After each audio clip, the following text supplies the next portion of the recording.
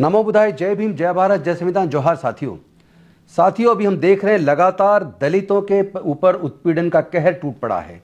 खासतौर पर जहां जहां भारतीय जनता पार्टी का शासन है उन सभी राज्यों में, चाहे वो हरियाणा हो, चाहे वो उत्तर प्रदेश हो, चाहे राजस्थान हो, चाहे मध्य प्रदेश हो, चाहे छत्तीसगढ़ हो, चाहे बिहार हो, जहां देख रहे हैं वहां देखें चारों तरफ केवल दलितों का, आदिवासियों का, वंचित वर्ग के लोगों का उत्पीड़न। आखिर ये उत्पीड़न कब तक चलेगा? एक तरफ देश के माननीय प्रधानमंत्री जी कहते हैं कि वो ओबीसी से आए हैं, लेकिन ओबीसी के हक अधिकारों का भी पूरी तरीके से अतिक्रमण हो रहा है। कहीं दलितों के ऊपर पेशाब किया जा रहा है, आदिवासियों पर पेशाब किया जा रहा है, तो कहीं पिछड़े वर्गों को उत्पीड़ित किया जा रहा है, तो कहीं माइनॉरिटीज के ऊपर हमला हो रहा है। आखिर ये कब तक और क्यों? क्या ये लोग जो अपने आप को देशभक्त बताते हैं देशभक्त हैं? मुझे लगता है ऐसे लोग जो समाज को आतंकित करते हैं, कहीं जाति के नाम पे, कहीं धर्म के नाम पर, कहीं किसी के मुंह पे पेशाब करते हैं, किसी को जूते में पेशाब पिलाते हैं, ये सभी लोग जो टेरर पैदा करते हैं ये बेसिकली देशद्रोही हैं। इनके खिलाफ सख्त कार्रवाई होनी चाहिए। आपने अभी देखा होगा कि हिसार के अंदर, हरियाणा के अंदर हिसार में एक दलित वाल्मीकि समाज का बच्चा अपना जन्मदिन मना रहा है, लेकिन उसको जन्मदिन मनाना इतना भारी पड़ा कि रात को डीजे बंद करवाने के लिए पुलिस ने पूरे समाज के ऊपर कहर बरपा दिया। एक तरफ महिलाओं के और सभी के ऊपर लाठीचार्ज किया, बुरी तरह से उत्पीड़ित किया, और दूसरी तरफ उस बच्चे को जिसका जन्मदिन था, जो एक छोटी सी उम्र का लड़का था, उसको मजबूर कर दिया छत से कूदने के लिए कहें, या ऐसा माहौल हुआ कि वो छत से गिरा, चूंकि पुलिस एकदम उसके पीछे जिस तरह टूट पड़ी और उस जवान बच्चे की जान चली गई। तो ये दलितों के साथ उत्पीड़न की घटना कब तक चलेगी? दूसरी तरफ हिसार के ही बाटला के अंदर, बटाला के अंदर जहां हमारे दलित समाज का सामूहिक बहिष्कार किया, और उस सामूहिक बहिष्कार के खिलाफ पूरा समाज उत्पीड़ित है, उसके खिलाफ आंदोलित है, लड़ रहा है, और एक एडवोकेट रजत कंसल उस लड़ाई को लड़ रहे हैं, उसको रजत कंसल के ऊपर भी वहां की पुलिस ने मुकदमा दर्ज करके उसको पूरी तरीके से प्रताड़ित कर दिया है। दूसरी तरफ हम देख रहे हैं कि उत्तर प्रदेश के अंदर अभी आपने देखा होगा, बरेली के अंदर एक ओबीसी समाज के शिक्षक, मिडिल क्लास के जो एक शिक्षक जो बच्चों को पढ़ा रहे हैं, और पढ़ाते हुए बच्चों को एक कविता सुनाते हैं कि तुम कावड़ लेने मत जाना, तुम शिक्षा का दीप जलाना।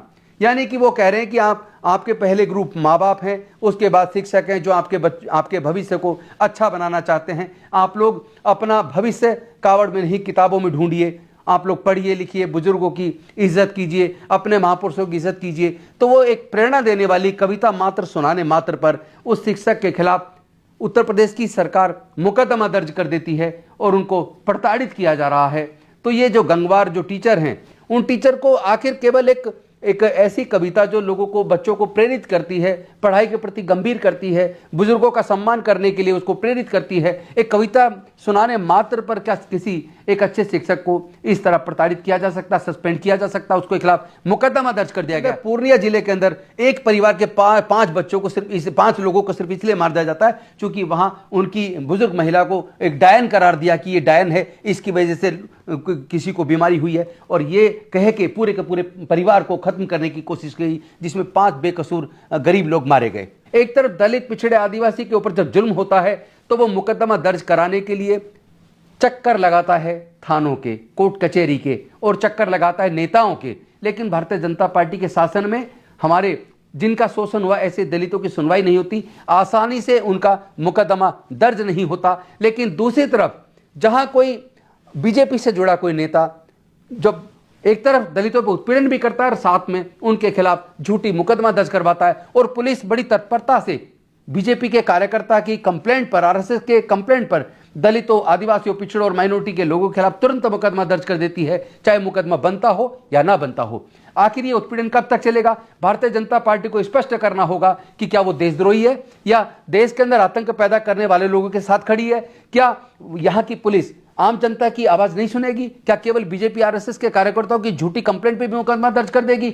और दूसरी तरफ जहां दलितों का उत्पीड़न हो रहा है, हमारे युवाओं को मरने के लिए मजबूर किया जा रहा है। हरियाणा के अंदर तो कई वाल्मीकि समाज के युवाओं की हत्या हो गई है, कई पुलिस कस्टडी के अंदर, कई महिला को उत्पीड़ित किया जा रहा है। ऐसा लगता है जैसे न्याय कानून व्यवस्था का कोई महाराज नजर नहीं आता। उत्तर प्रदेश के अंदर तो उसने तो रिकॉर्ड तोड़ दिया, क्योंकि उत्तर प्रदेश, एनसीआरबी का डाटा है, उत्तर प्रदेश के अंदर टोटल जो अनुसूचित जाति के साथ, अनुसूचित जनजाति के साथ जो क्राइम का जो रिकॉर्ड है, 26% ऐसे उत्पीड़न की घटनाएं केवल यूपी के अंदर हो रही हैं। तो आज मैं आप सबके माध्यम से ये एक आवाज पूरे समाज के सामने रखना चाहता हूं, देश के सामने रखना चाहता हूं और बीजेपी के शासन के सामने रखना चाहता हूं। बीजेपी स्पष्ट करे, क्या वो डॉक्टर बाबा साहेब अंबेडकर से नफरत करती है? क्या वो ऐसे लोगों से नफरत करती है जो पाखंडवाद और अंधविश्वास के खिलाफ आवाज बुलंद करते हैं, लोगों को जागरूक करते हैं? क्या वो ऐसे लोगों से नफरत करती है जो डॉक्टर बाबा साहेब अंबेडकर के पढ़ने के रास्ते को मजबूत करने के लिए काम कर रही है? क्या जो लोग समाज सेवा का काम कर रहे हैं, समाज को जागरूक करने का काम कर रहे हैं, क्या बीजेपी की सरकार ऐसे सभी लोगों के खिलाफ झूठे मुकदमे बना के उनको प्रताड़ित करेगी? तो ये जवाब तो बीजेपी को देना पड़ेगा और तमाम देश के अनुसूचित जाति, जनजाति, पिछड़े वर्ग के लोगों को भी एकजुट होकर इस दमनकारी सरकार को जवाब देना होगा। तो आइए साथियों, हम हिसार के वाल्मीकि समाज के बच्चे के लिए भी न्याय की लड़ाई लड़ें और साथ ही साथ जो बाटला के अंदर, हिसार के अंदर जो रजत कंसल एडवोकेट हैं, जो एक समाज के न्याय की लड़ाई लड़ रहे हैं, उसके लिए भी हम लोग सारे इकट्ठे खड़े हों। और यूपी के अंदर, मध्य प्रदेश के अंदर, छत्तीसगढ़ के अंदर, राजस्थान के अंदर, बिहार के अंदर, जहां जहां हमारे लोगों के उत्पीड़न की घटनाएं हो रही हैं, हम सब लोग मिलकर बीजेपी की शासन की ईंट से ईंट बढ़ा दें, लेकिन संवैधानिक तरीके से अपनी लड़ाई को लड़ेंगे। कोई भी सार्वजनिक संपत्ति को नुकसान पहुंचाए बिना संविधान के खिलाफ जाने की बजाय संविधान के हिसाब से अपने मौलिक अधिकारों की संरक्षण के लिए हम लोग मिलकर लड़ाई लड़ेंगे। हम उन सब परिवारों के साथ खड़े हैं।